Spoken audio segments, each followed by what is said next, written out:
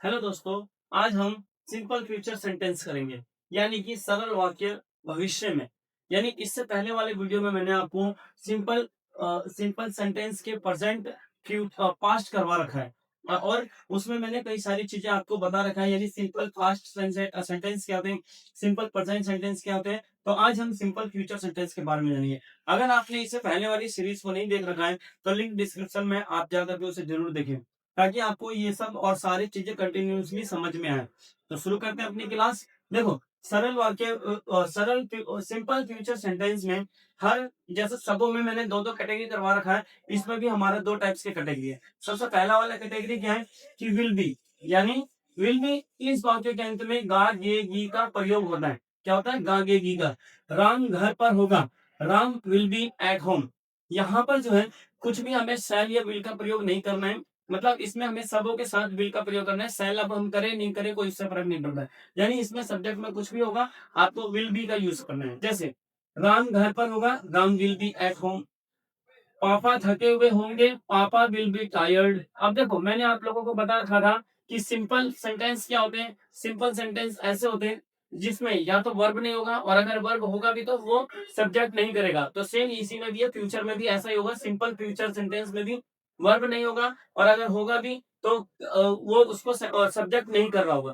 तो जैसे देखो, पापा थके हुए हैं, पापा थके हुए कोई काम तो कर नहीं रहे, तो पापा विल बी टायर्ड, और यहाँ पे हमारा हमेशा थर्ड फॉर्म लगेगा। ठीक है? जब भी हमारा वर्ब होता है लेकिन उसको सब्जेक्ट नहीं कर रहा होता, तो हम वर्ब की थर्ड फॉर्म यूज करते हैं। वो ऑफिस में होगा, he will be in office. अब आपको पता है कि हमारा सेंटेंस जो होता है वो चार टाइप्स के होते हैं। कौन कौन से? अफर्मेटिव, नेगेटिव, इंट्रोगेटिव और नेगेटिव इंट्रोगेटिव। अफर्मेटिव क्या होता है? सकारात्मक, जो सिंपल हो, जैसे राम घर पर होगा। नेगेटिव, नॉट आ जाए, जैसे राम घर पर नहीं होगा।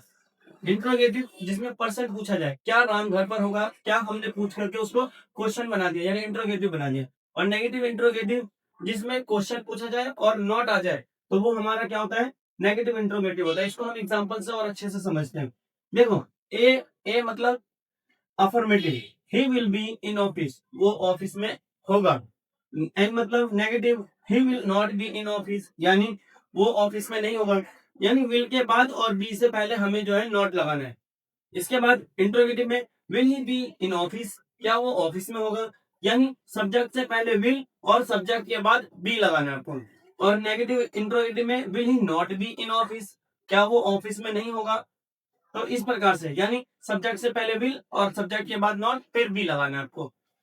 डब्ल्यू एच फैमिली के साथ ये कैसे यूज होगा? देखो, since when will he be in office, वो कब से ऑफिस में होगा। और इसी प्रकार से भी home will he be in office, यानी वो ऑफिस में किसके साथ होगा।